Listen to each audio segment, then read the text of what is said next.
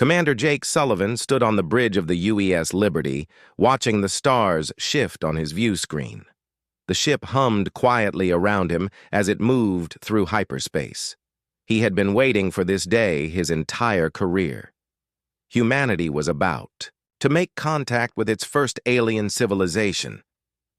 "How long until we drop out of hyperspace?" Jake asked his navigation officer. 15 minutes, sir," came the reply from Lieutenant Ben Hayes at the communications station. Jake looked around. His bridge.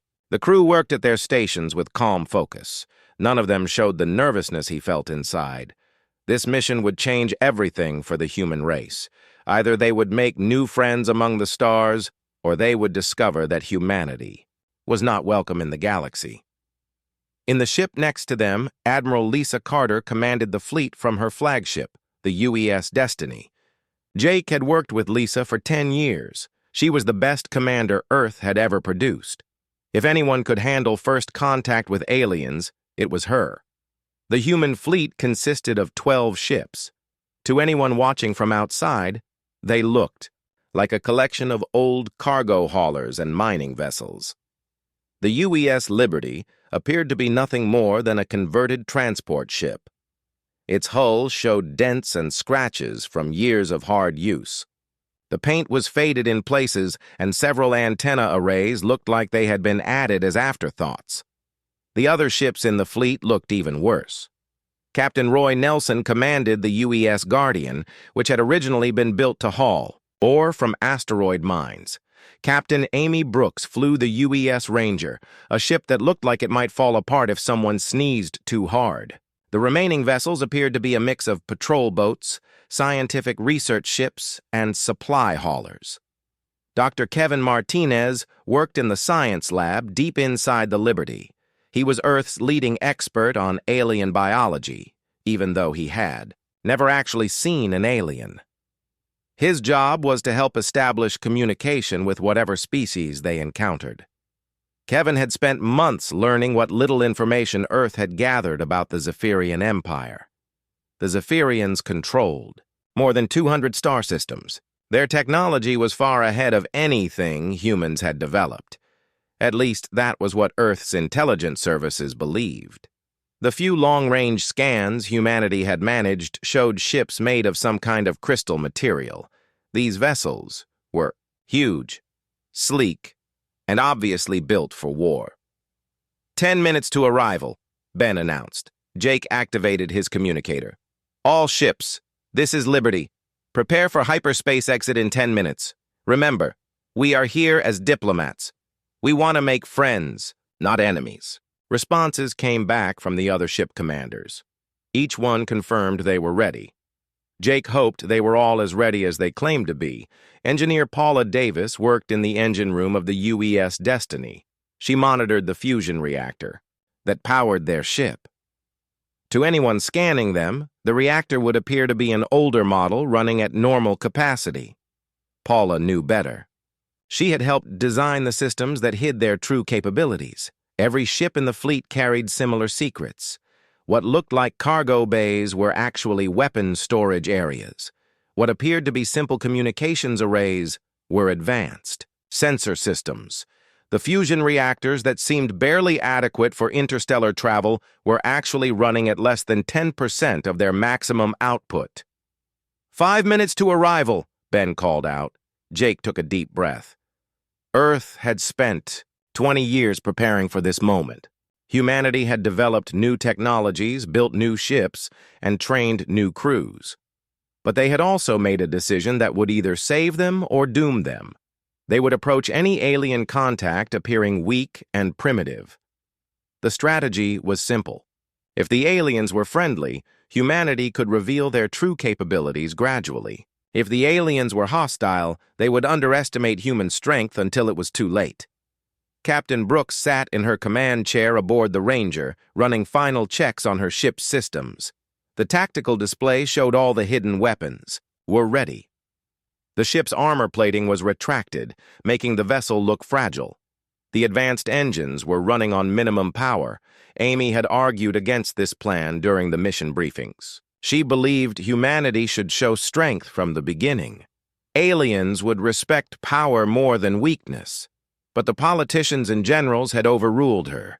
They wanted to see what kind of species they were dealing with before showing their hand. 2 minutes to arrival, Ben announced across all ships. Jake watched his crew make final preparations. The communication systems were ready to send friendship messages in multiple languages. The science teams were prepared to analyze whatever they encountered. The medical bay was stocked and ready for any type of emergency.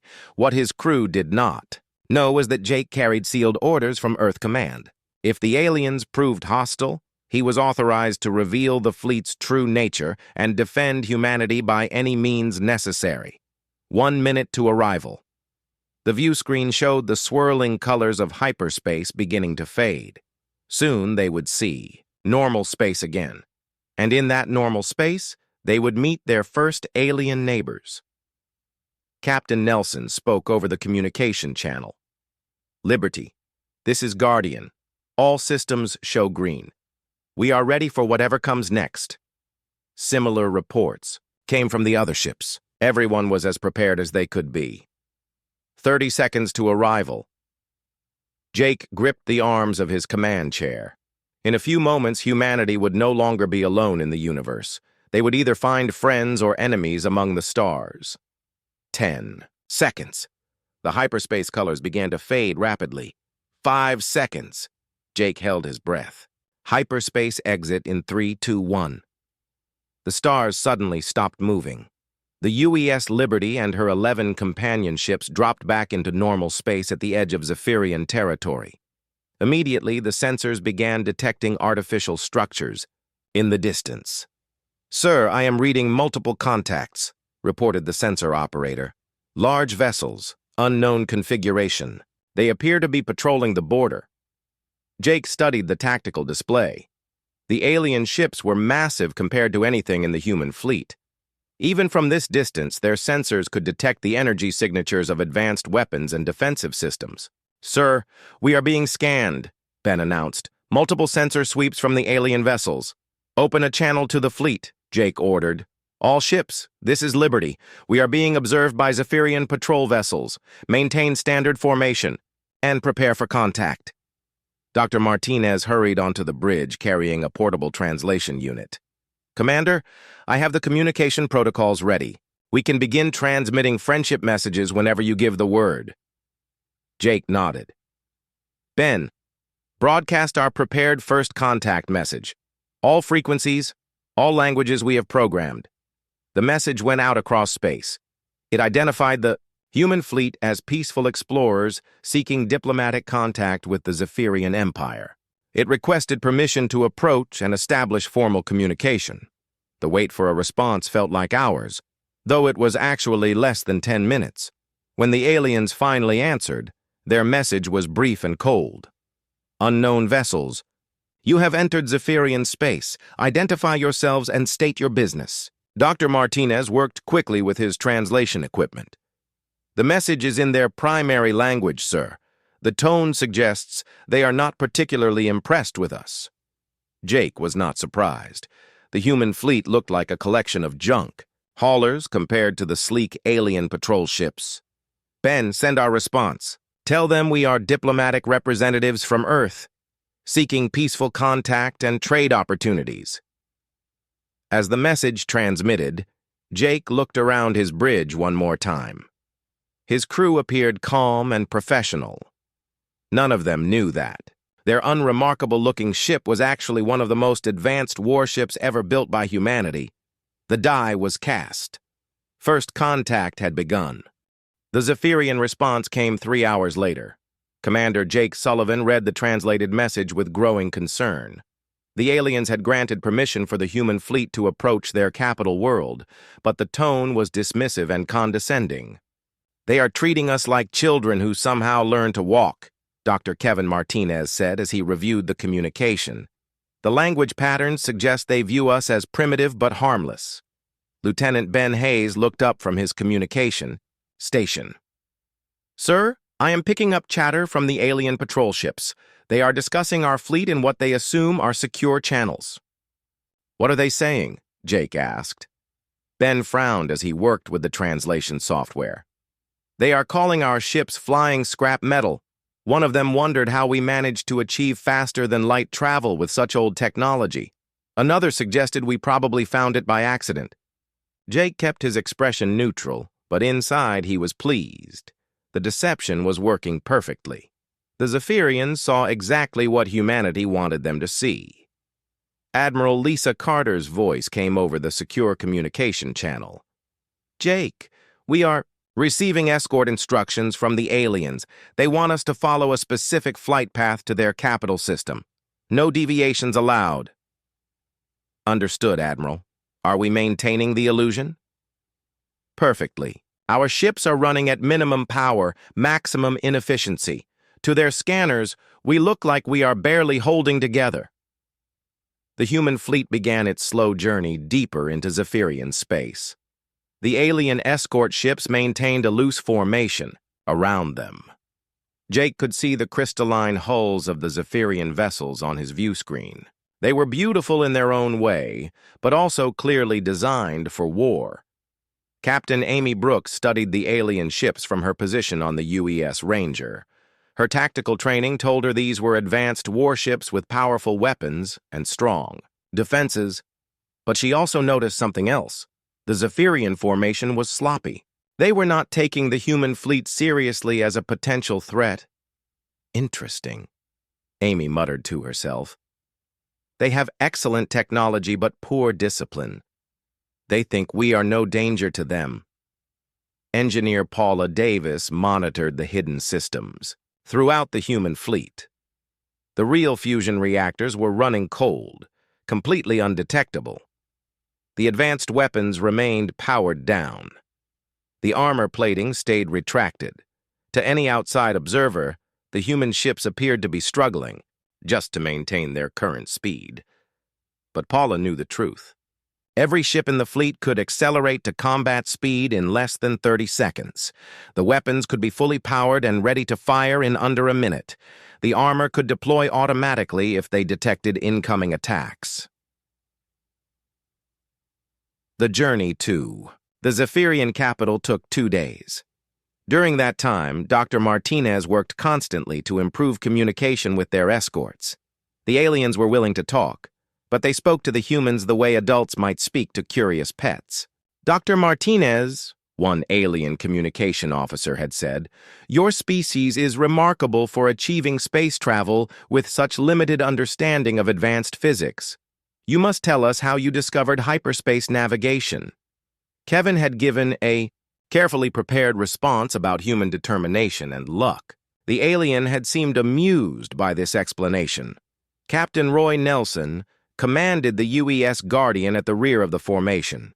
His ship looked like an old ore hauler that had seen better decades. The hull was scarred and patched. The engines appeared to barely function. But Roy knew his vessel was actually one of the most advanced destroyers ever built. "Sir," his tactical officer reported quietly, "the alien escorts are not maintaining proper sensor coverage. There are gaps in their formation that a hostile force could exploit." Roy nodded. "Make note of it. But remember, we are peaceful diplomats. We are not looking for weaknesses in alien defenses." His tactical officer smiled. "Of course, sir.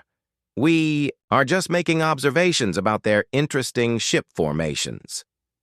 When the human fleet finally arrived at Zephyros Prime, the capital world of the Empire, Jake was impressed despite himself. The planet was surrounded by massive orbital stations. Hundreds of ships moved in carefully controlled patterns around the world. The scale of the Zephyrian civilization was truly impressive.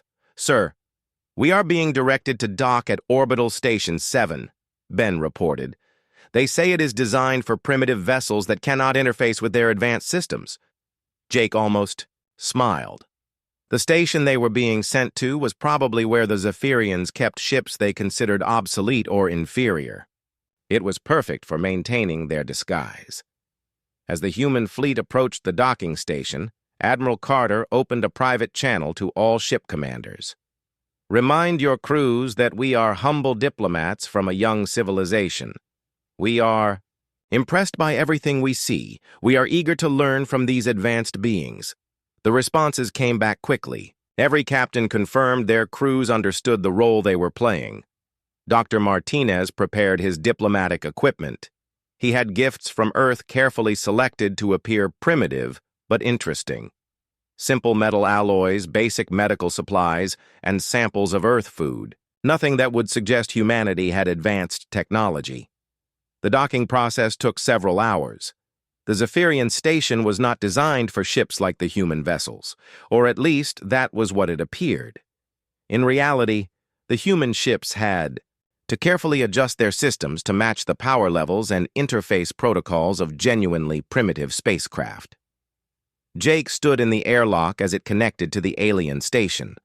This would be the first time a human had breathed alien air and walked on an alien structure.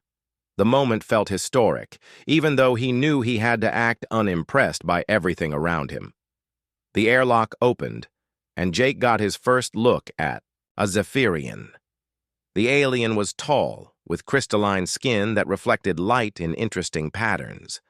Its eyes were large and seemed to glow with inner light. When it spoke, the voice was musical, but cold.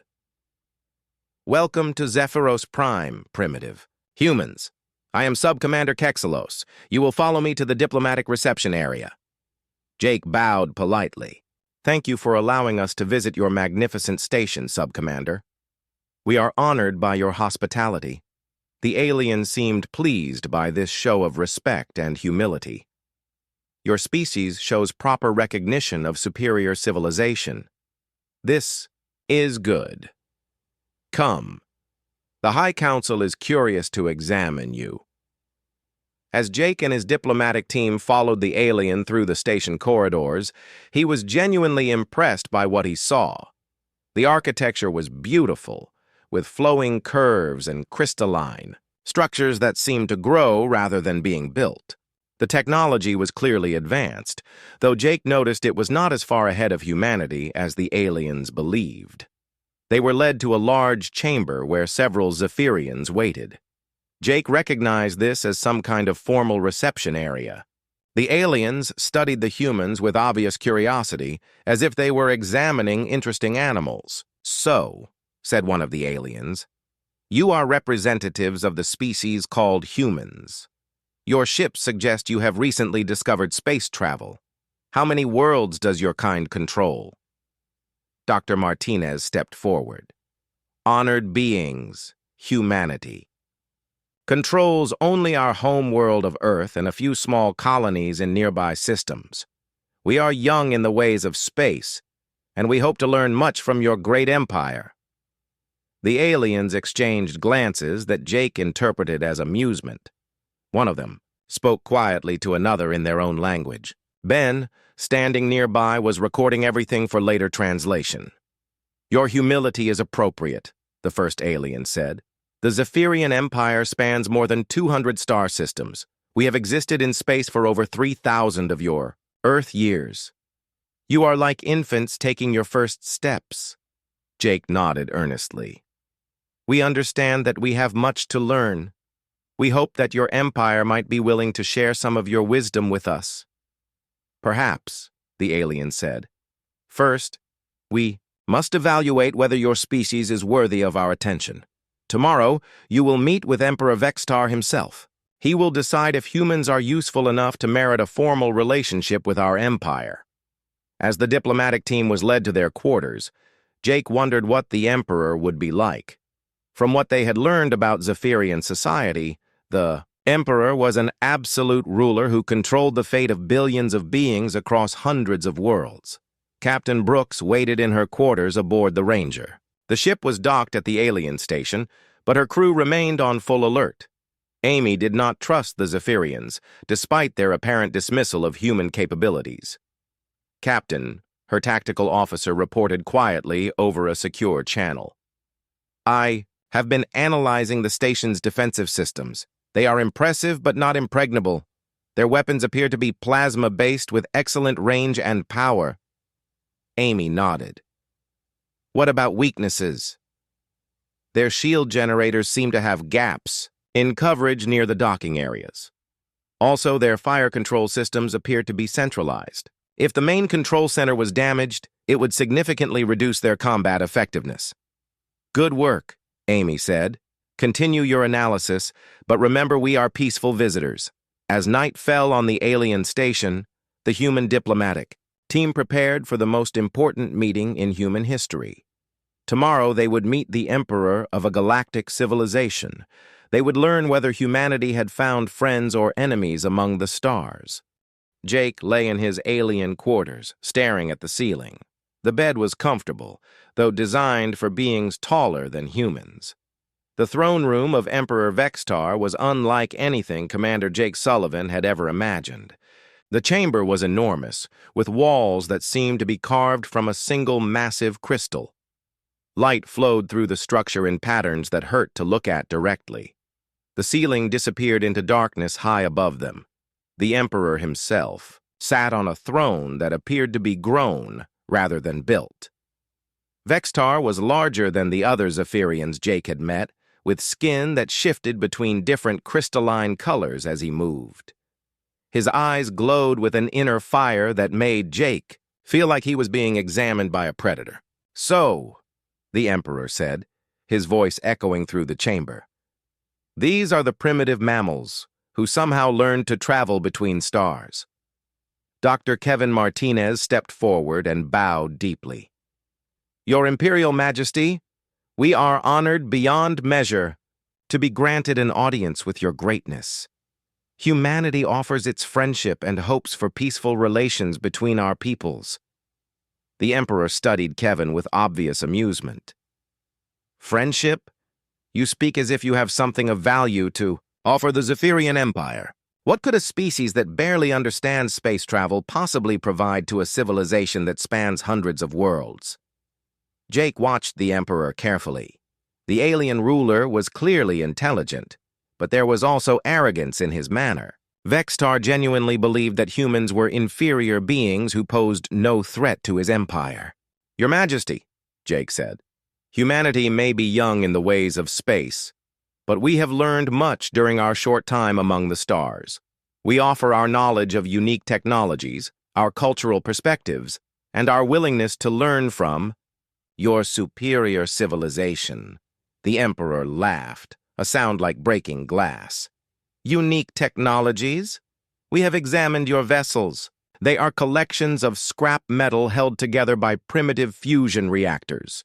Your fastest ships move at speeds we consider suitable only for cargo haulers." Around the throne room, other high-ranking Zephyrians observed the meeting with expressions of bored amusement. Jake recognized some of them from intelligence briefings. High Commander Zektos stood near the Emperor's right hand, a military leader who controlled fleets that could destroy entire star systems. Counselor Hex Ara, the Empire's chief diplomat, watched the humans with the interest someone might show in trained animals performing tricks. "Your Majesty speaks truly," Dr. Martinez said humbly. "We know our technology is primitive compared to your Empire's achievements, but we hope that our enthusiasm to learn might be of some small value." The Emperor gestured to an aide, who activated a holographic display showing the human fleet docked at the orbital station. The 12 ships looked pathetic next to the sleek Zephyrian vessels surrounding them. "Look at your fleet," Vextar said. "Those vessels appear ready to fall apart if someone breathes on them too hard. How did you even survive the journey to our space?" Captain Amy Brooks, standing with the diplomatic team, kept her expression neutral. She knew exactly how advanced their ships really were, but she also knew the importance of maintaining their disguise.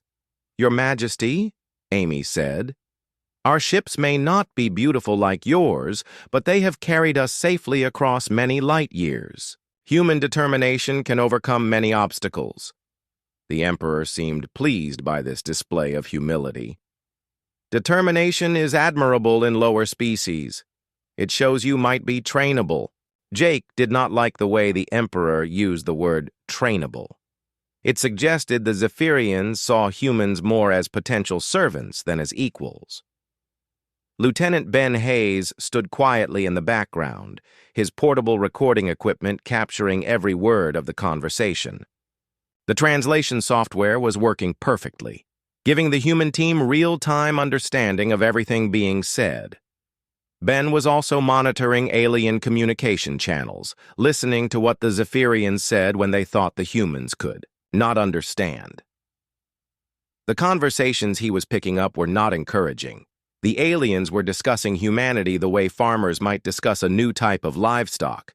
Some thought humans might be useful as manual laborers on mining worlds. Others suggested that human creativity might be valuable if properly directed by Zephyrian supervisors. "Your Majesty," Dr. Martinez said, "humanity would be grateful for any wisdom your empire might choose to share. We understand that such knowledge comes with obligations." "Indeed it does," the Emperor replied. "The galaxy is a dangerous place for young species. Many civilizations have been destroyed by their own ignorance or by hostile forces they were unprepared to face." High Commander Zektos stepped forward. "Your Majesty, perhaps we should demonstrate to our human guests the realities of galactic power. They seem unaware of the threats that exist in this region of space." The Emperor nodded. "An excellent suggestion, High Commander. Humans, you will observe a demonstration of Zephyrian military capability. This will help you understand the protection we can offer to species under our guidance." Jake felt a chill at the word protection. He was beginning to understand that the Zephyrians were not offering friendship. They were offering subjugation disguised as assistance. The throne room's walls became transparent, providing a view of space around the capital world. In the distance, Jake could see a massive asteroid field that the Zephyrians used for weapons testing. "Observe," the Emperor said. A Zephyrian heavy cruiser moved into position near the asteroid field. The vessel was beautiful and deadly, with crystalline armor that sparkled in the light of the system's star. Energy readings from the ship made Jake's hidden sensors register power levels that were genuinely impressive. The cruiser fired a single plasma bolt at an asteroid the size of a small moon. The rock vaporized instantly, leaving nothing but glowing particles drifting in space. "Magnificent," Dr. Martinez said, though Jake could hear the strain in his voice. "Your technology is beyond our understanding, Your Majesty." The Emperor smiled. That single shot contained more energy than your entire fleet could generate in a full day of operation. This is the power that protects civilizations allied with the Zephyrian Empire. Captain Brooks watched the demonstration with professional interest. The plasma weapon was indeed powerful, but she noted that the firing sequence took nearly 30 seconds from initial charge to actual discharge. The ship's maneuverability during the firing process was also limited. Impressive technology, but not without weaknesses. "Your Majesty is most generous to share such a display with us," Jake said. "Humanity would be honored to exist under the protection of such mighty forces." "Protection comes with responsibilities," Counselor Hexera said, speaking for the first time. "Species under Imperial protection must contribute to the Empire's strength. They provide resources, labor, and absolute obedience to Imperial authority." Jake was beginning to see the true nature of the offer being presented. The Zephyrians did not want allies. They wanted vassals. What kind of contributions would be expected from humanity? Dr. Martinez asked carefully. The Emperor leaned forward on his throne. "Your home world appears rich in certain rare metals. Your species shows physical durability suitable for labor in harsh environments. Most importantly, your people seem naturally obedient to superior authority."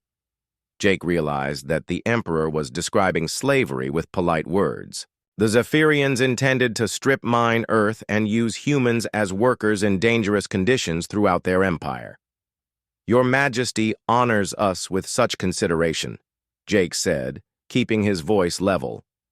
"Such important decisions require consultation with our government on Earth." The Emperor's expression hardened slightly. "Consultation suggests you believe you have choices in this matter. Let me clarify the situation for you." High Commander Zektos activated another holographic display. This one showed star maps of the region around Earth. Red markers indicated Zephyrian military bases and patrol fleets. Your home system is now surrounded by Imperial forces, Zektos said. No ship enters or leaves Earth space without our permission. Your colonies have been placed under Imperial monitoring. Your species' expansion into space ends here and now. Jake felt his heart racing, but he maintained his calm expression. This was exactly the situation Earth had prepared for.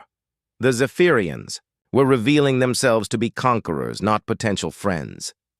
Your Majesty, Jake said carefully, humanity appreciates the Empire's interest in our welfare. However, such momentous decisions cannot be made without proper consideration. The Emperor's eyes blazed brighter. You seem to misunderstand your position, human. This is not a negotiation. This is an explanation of new reality. Dr. Martinez looked genuinely frightened, though Jake knew Kevin was an excellent actor when necessary. Your Majesty, surely there must be some room for discussion. We are a peaceful species seeking only to coexist with our galactic neighbors. Peace is exactly what we are offering, Counselor Hex Ara said smoothly. Peace under Imperial authority. Your species will be fed, housed, and protected. All you must surrender is your independence. Captain Brooks stepped forward. And if humanity chooses to decline this generous offer? The throne room fell silent. The Emperor studied Amy with the cold attention of a predator evaluating potential prey. Species that refuse Imperial protection rarely survive long in this galaxy, Vexatar said quietly. The human diplomatic team returned to their quarters in silence. Commander Jake Sullivan waited until the alien guards had left them alone before speaking. Even then, he kept his voice low and spoke in a code that would sound like casual conversation. To anyone listening, well, that was educational, Jake said, his words carrying hidden meaning. I think we learned everything we need to know about our new friends. Dr. Kevin Martinez nodded, understanding the coded message. Yes, they certainly have impressive technology. I can see why they are so confident in their position. Captain, Amy Brooks sat down heavily in one of the alien chairs. Their hospitality has been very revealing. I think we understand exactly what kind of relationship they have in mind. Lieutenant Ben Hayes activated a small device that would scramble any listening equipment the aliens might have planted in their quarters. Once the device was running, he spoke more freely. Sir, the communication intercepts are even worse than what we heard in the throne room. They are planning to move occupation fleets to Earth within the month. The Emperor has already assigned governors for our colonies. Jake felt anger building inside him, but he kept his expression calm. What else did you learn? They consider us barely intelligent animals. One of the military commanders was discussing how many humans would be needed to work the mining operations on their frontier worlds. Another was calculating how much food would be required to keep human workers alive in toxic environments. Dr. Martinez looked sick. They really intend to use our people as slave labor. It gets worse, Ben continued. They plan to remove all children from their families for proper education in Zephyrian facilities. They want to break human cultural bonds and create a generation that knows only service to the Empire. Amy stood up abruptly. That's enough. We have heard all we need to hear. Jake activated his secure communicator. The device appeared to be a simple translation unit, but it actually contained quantum encryption technology that the Zephyrians could not detect or decode. Liberty to all vessels, Jake said quietly. The diplomatic mission has concluded successfully. We have learned everything we needed to know about our hosts. Prepare for immediate departure. Admiral Lisa Carter's voice came back immediately. Understood, Jake. All ships report ready for emergency protocols. Jake looked around at his team. Everyone clear on what happens next? They all nodded. They had trained for this scenario many times.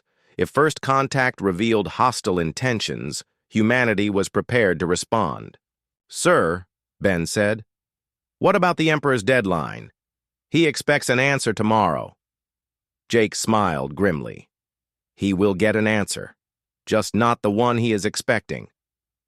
Across the orbital station, the 12 human ships began subtle preparations.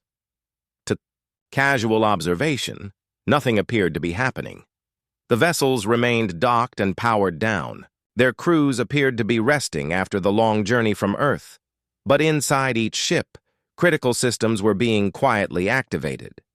Engineer Paula Davis worked in the UES Destiny's engine room, bringing the real fusion reactors online while keeping their energy signatures masked.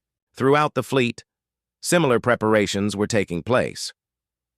Captain Roy Nelson stood on the bridge of the UES Guardian, reviewing tactical data.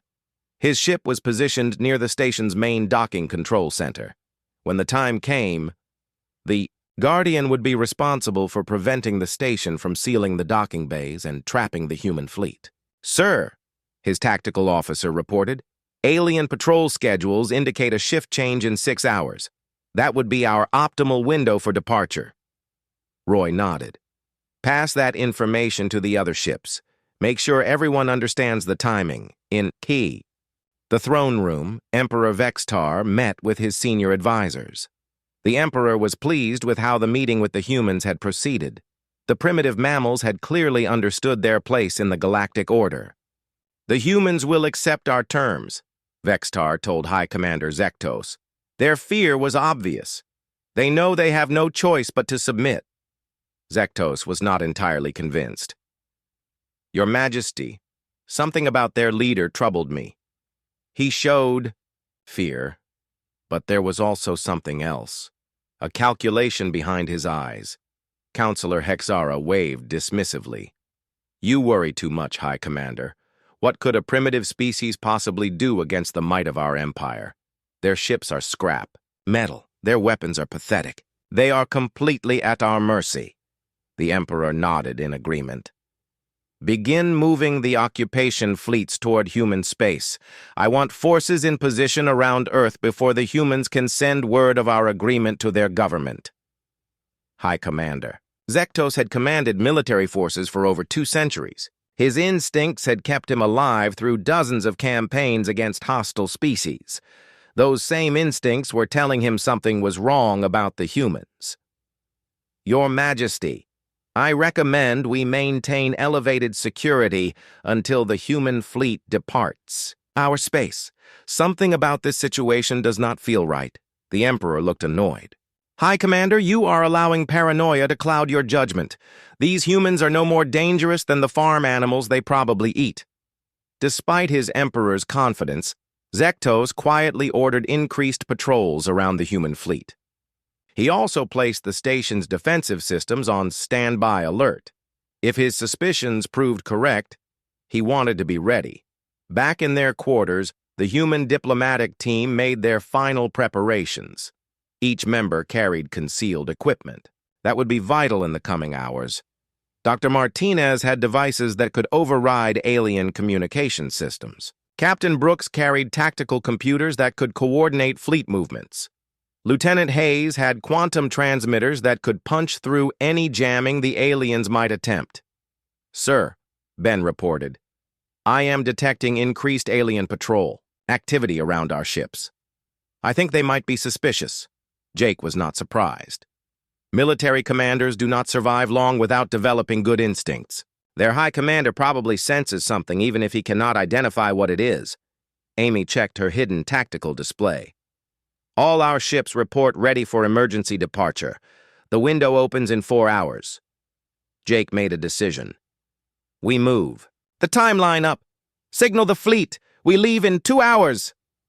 The message went out through quantum channels that the aliens could not intercept. Across the 12 human ships, crews began final preparations for what they all knew would be a fighting withdrawal. In the UES Liberty's engine room, the fusion reactors that had appeared barely functional began their true startup sequence. Massive antimatter containment systems came online. Quantum field generators prepared to fold space around the ship. The Liberty was about to reveal that it was not a converted cargo hauler, but one of the most advanced warships ever constructed. Similar. Transformations were beginning throughout the human fleet. Armor plating prepared to deploy. Weapon systems charged their capacitors. Defensive shields generated their first protective fields in weeks. Captain Brooks reviewed the tactical situation one more time. The orbital station had impressive defenses, but they were designed to repel attacks from outside. The alien commanders had never considered the possibility that enemies might already be docked inside their defensive perimeter. "Sir," Amy said to Jake, "once we begin this, there will be no going back. The Zephyrians will know that humanity is not what we appeared to be."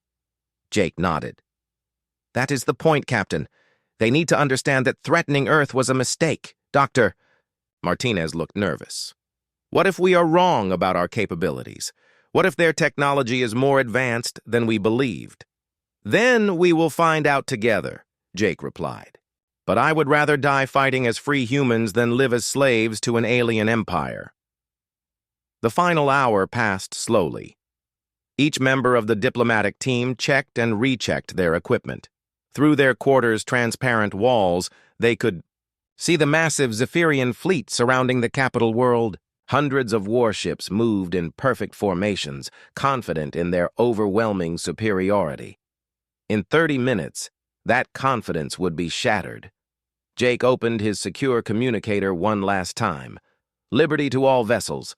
Final countdown begins. Now, remember, we are not just fighting for ourselves. We are fighting for every human who will ever be born. We are fighting for the right of humanity to exist as a free species in this galaxy." Responses came back from all 11 ship commanders. Every crew was ready. High Commander Zektos stood in the station's command center, studying sensor readings from the human fleet. The ships appeared unchanged from when they had first arrived. Power signatures remained low. No unusual activity was detected, but his instincts continued to scream that something was wrong. "Double the guard patrols around the human vessels," he ordered, "and prepare to seal the docking bays at the first sign of trouble." His aide looked confused. "Sir, what trouble could 12 primitive ships possibly cause?" Zektos did not answer. In 10 minutes, the question would answer itself. Commander. Jake Sullivan stood in his quarters looking out at the alien ships that surrounded them. In a few moments, he would give the order that would change everything between humanity and the Zephyrian Empire. The Emperor expected an answer to his ultimatum tomorrow. Jake intended to give him an answer he would never forget. "All ships," Jake said quietly into his communicator. "This is Liberty. Execute emergency departure. Show them who we really are." The moment of truth had arrived. The transformation began with the UES Liberty. Commander Jake Sullivan felt the deck vibrate beneath his feet as the ship's true nature revealed itself. What had appeared to be a battered cargo hauler suddenly shed its disguise like a snake shedding old skin. Hidden armor plating slid into position with mechanical precision. Weapon ports that had been concealed behind fake cargo doors opened to reveal railguns and particle beam arrays. The ship's hull reconfigured itself, transforming from a clumsy transport into a sleek predator of deep space. Throughout the human fleet, similar transformations were taking place. The UES Destiny, Admiral Lisa Carter's flagship, unfolded into a massive command carrier. Fighter bays opened along its sides, revealing squadrons of combat craft that had been hidden for weeks. Heavy weapon turrets rose from concealed positions, their targeting systems already locking onto Zephyrian vessels. Captain Amy Brooks watched from her quarters as the UES Ranger completed its metamorphosis. The ship that had looked ready to fall, apart moments before, now bristled with advanced weaponry. Its engines roared to life with power signatures that dwarfed anything the aliens had seen from the human fleet. In the station's command center, High Commander Zektos stared at his sensor displays in disbelief. The primitive human vessels were showing energy readings that exceeded most Zephyrian warships. Weapon signatures appeared on his screens that his computers could not identify. "Sir," his sensor operator reported, his voice shaking, The human ships are showing massive power increases. Their weapons are coming online. Zektos grabbed his communicator. All stations, emergency alert. The human vessels are not what they appear to be. Seal the docking bays immediately, but it was too late. Captain Roy Nelson's UES Guardian, positioned near the station's docking controls, fired a precise burst from its railguns. The shots tore through the station's docking mechanisms, preventing the bays from sealing. The human fleet would not be trapped. Emperor Vextar felt the station shake as explosions echoed through its crystalline structure. In his throne room, emergency alarms began sounding. Confused reports flooded in from across the orbital facility. "Your Majesty," Counselor Hexara said, her voice tight with panic. "The humans are attacking the station. Their ships are showing combat capabilities far beyond what our scans detected." The Emperor's eyes blazed with fury. "Impossible! Those ships are primitive scrap metal. How can they threaten a Zephyrian installation?" His answer came as the lights in the throne room flickered. Through the transparent walls, he could see human warships accelerating away from the station with speed and grace that no Zephyrian vessel could match. Dr. Kevin Martinez activated his hidden communication equipment, sending a message on all Zephyrian military frequencies. His voice echoed through the alien fleet with perfect clarity. "People of the Zephyrian Empire, this is Dr. Kevin Martinez of Earth. Your Emperor demanded an answer to his ultimatum. Here is humanity's response. We reject your offer of slavery disguised as protection." Jake's voice joined the broadcast from the Liberty's bridge. "The human species will never bow to any empire that threatens our freedom. We came here seeking friendship, but you offered only chains." The human fleet moved with deadly precision through the orbital traffic around Zephyros Prime. Zephyrian patrol ships that moved to intercept them found themselves outgunned and outmaneuvered by vessels they had dismissed as worthless scrap. The UES Guardian engaged 3 Zephyrian cruisers simultaneously. Captain Nelson's ship danced between their plasma bolts with impossible agility, its quantum engines allowing maneuvers that violated everything the aliens thought they knew about space combat. "Target their weapon systems," Nelson ordered. "Disable, do not destroy. We are sending a message, not starting a war." The Guardian's railguns spoke with surgical precision. Each shot found gaps in Zephyrian shields, disabling weapons without causing critical damage. Within minutes, 3 enemy cruisers drifted helplessly, their offensive capabilities neutralized. Admiral Carter coordinated the fleet's withdrawal from her command center aboard the Destiny. The massive carrier's fighter squadrons deployed to provide cover for the other human vessels. The small craft moved with speed and precision that stunned the Zephyrian defenders. "All ships, maintain formation," Carter ordered. "We are leaving, not conquering, but we will defend ourselves against any who try to stop us." Emperor Vextar watched in growing horror as his invincible fleet was systematically outfought by 12 ships he had considered barely space-worthy. Human vessels moved through his formations like wolves among sheep, striking with precision and withdrawing before effective counterattacks could be mounted. "How is this possible?" he demanded. Their technology appeared primitive. High Commander Zektos had recovered from his initial shock. His military mind was analyzing what he was seeing, trying to understand how badly they had been deceived. "Your Majesty, every scan we took of their vessels showed them exactly as they wanted us to see them. The humans deliberately concealed their true capabilities. The Emperor's fury was terrible to behold. They made fools of us. The entire empire will know that primitive mammals outsmarted the great Zephyrian civilization." Captain Brooks led her tactical analysis team in a deadly game of cat and mouse with a Zephyrian heavy battleship. The alien vessel was 3 times the size of the Ranger and carried enough firepower to level a city.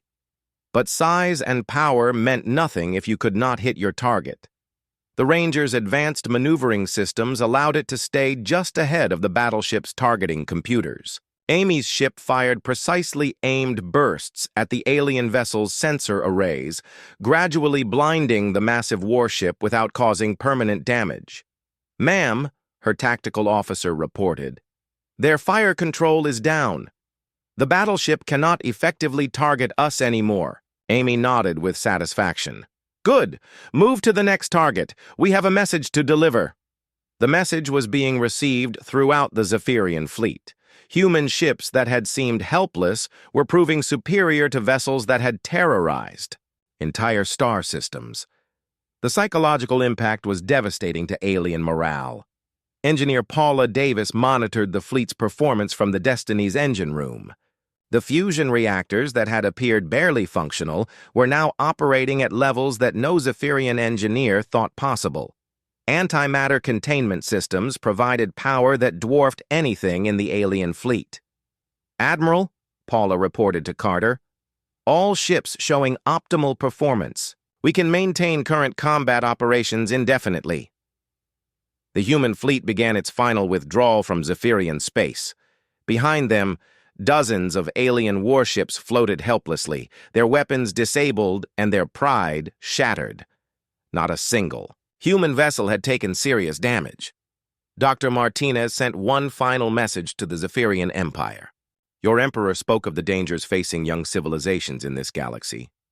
He was correct about those dangers. What he failed to understand is that humanity is not as young or as helpless as we appeared." Jake added his own words to the broadcast. "The Zephyrian Empire controls hundreds of worlds through fear and superior technology. Today you learned that your technology is not as superior as you believed. Perhaps it is time to reconsider how you treat other species." Emperor Vextar stood in his damaged throne room, surrounded by the wreckage of his assumptions about human capabilities. Reports continued to arrive from across his fleet. Ship after ship had been disabled by human vessels that should not have been able to threaten a Zephyrian patrol boat. "Your Majesty," High Commander Zektos reported grimly, "final casualty reports are in. 47 vessels disabled, but no ships destroyed. The humans could have annihilated our forces, but they chose to send a message instead." The Emperor understood the implications immediately. Humanity had demonstrated overwhelming technological superiority, but had shown restraint. They were not conquerors like the Zephyrians. They were something else entirely. As the human fleet disappeared into hyperspace, Admiral Carter sent one last communication to the Zephyrian capital. "People of the Zephyrian Empire, humanity extends an offer of genuine friendship to any species, willing to treat us as equals. To those who would make us slaves, we offer only this warning: do not mistake our desire for peace as weakness." The 12 human ships vanished from Zephyrian sensors, leaving behind a stunned empire and a galaxy that would never view humanity the same way again. In the weeks that followed, word of the human fleet's capabilities spread throughout known space. The species that had appeared primitive and helpless had revealed themselves as technologically advanced and militarily formidable. More importantly, they had shown the rare combination of strength and restraint that marked a truly mature civilization. The Zephyrian Empire, humbled by their encounter with humanity, began reassessing their relationships with other species. Some subject races quietly began asserting their own rights, inspired by humanity's example. And on Earth, Jake Sullivan filed his mission report with a simple conclusion: first contact with the Zephyrian Empire has been successfully completed. Humanity's position in the galaxy has been clearly established. We are no longer alone among the stars, and we are no longer unknown.